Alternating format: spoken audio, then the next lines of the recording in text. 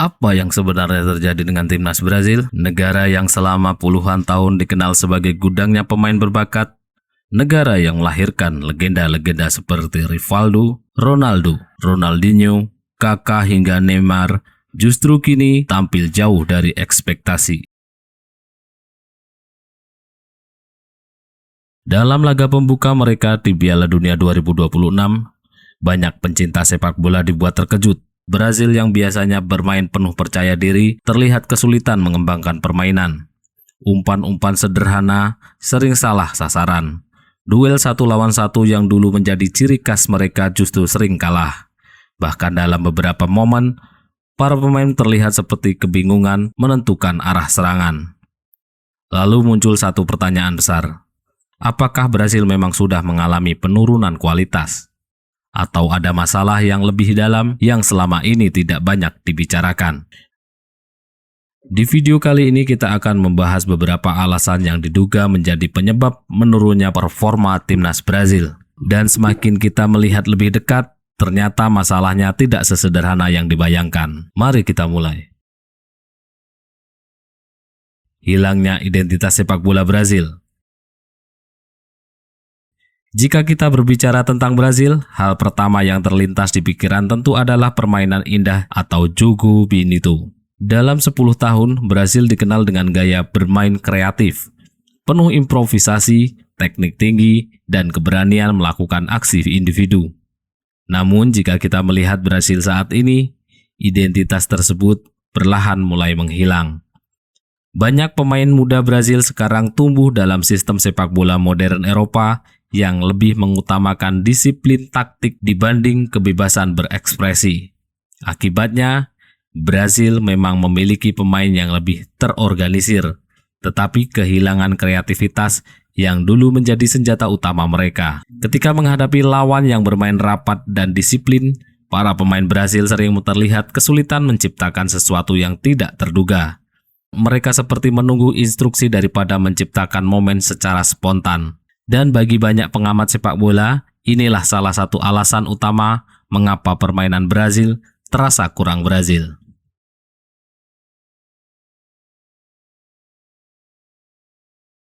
Kurangnya sosok pemimpin di dalam tim. Dulu Brazil selalu memiliki figur yang mampu mengangkat semangat tim ketika keadaan sulit. Ada Romario, Ronaldo, Cafu, Roberto Carlos, Ronaldinho, Kaká hingga Neymar.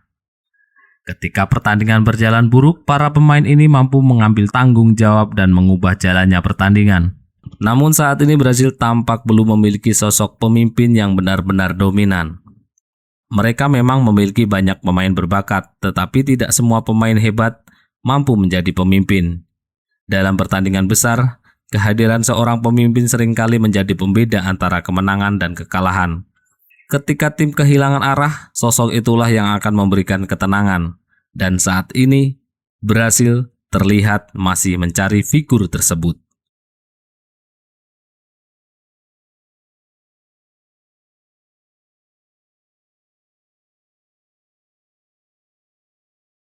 Terlalu bergantung pada talenta individu.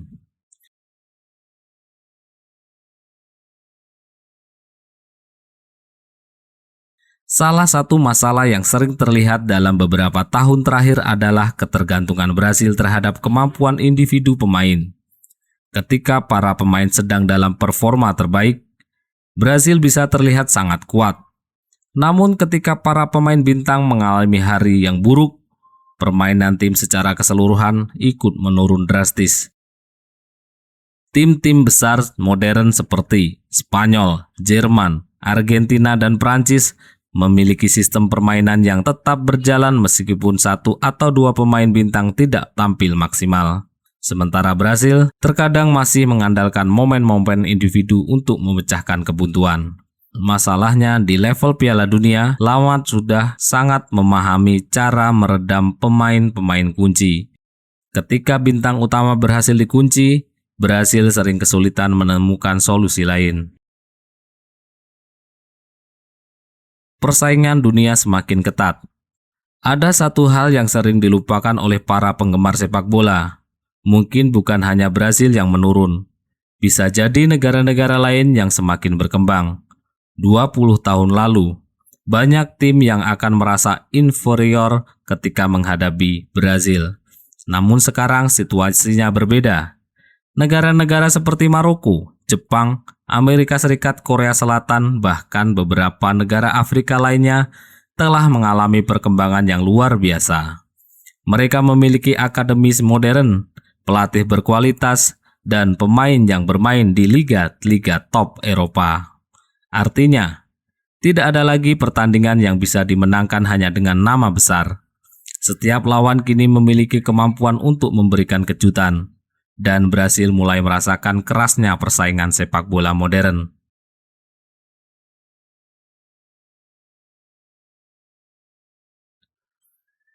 Tekanan Brasil dari publik Brasil.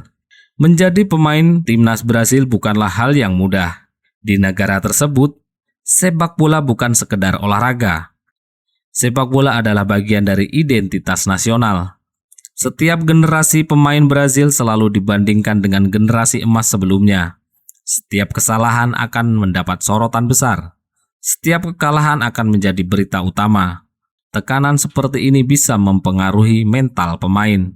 Beberapa pemain muda yang tampil luar biasa di klub terkadang tidak mampu menunjukkan performa yang sama saat mengenakan seragam kuning kebanggaan Brasil karena ekspektasi yang mereka hadapi sangat besar. Mereka tidak hanya bermain untuk memenangkan pertandingan, mereka bermain untuk memenuhi harapan jutaan pendukung. Transisi generasi yang belum sempurna. Sepak bola selalu berjalan dalam siklus. Ada masa kejayaan, ada juga masa transisi. Saat ini, Brasil mungkin sedang berada di fase tersebut. Generasi lama sudah mulai berakhir, sementara generasi baru masih berusaha menemukan bentuk terbaiknya. Transisi seperti ini pernah dialami hampir semua negara besar. Spanyol pernah mengalaminya setelah era emas mereka berakhir. Jerman juga sempat mengalami masa sulit setelah menjadi juara dunia. Bahkan Argentina membutuhkan waktu cukup lama sebelum akhirnya kembali berjaya. Pertanyaannya sekarang adalah, seberapa cepat Brasil bisa keluar dari masa transisi ini? Karena kualitas pemain yang mereka miliki sebenarnya masih sangat menjanjikan. Masalahnya adalah bagaimana menyatukan semua potensi tersebut menjadi sebuah tim yang solid. Jadi, apa penyebab performa timnas Brasil menurun?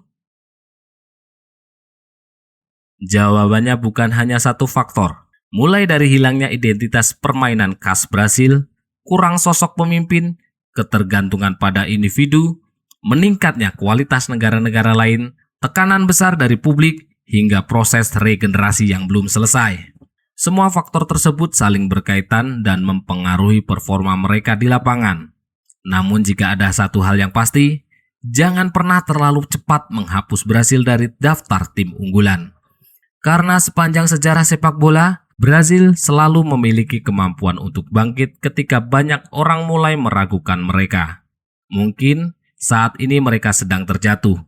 Mungkin mereka sedang kehilangan arah, tetapi sejarah telah berkali-kali membuktikan bahwa Brasil adalah negara yang tidak pernah kehabisan talenta. Dan siapa tahu, justru dari masa sulit inilah generasi baru yang akan mengembalikan kejayaan sepak bola Brasil di masa depan. Menurut kalian, apa penyebab utama menurunnya performa Brasil? Tulis pendapat kalian di kolom komentar.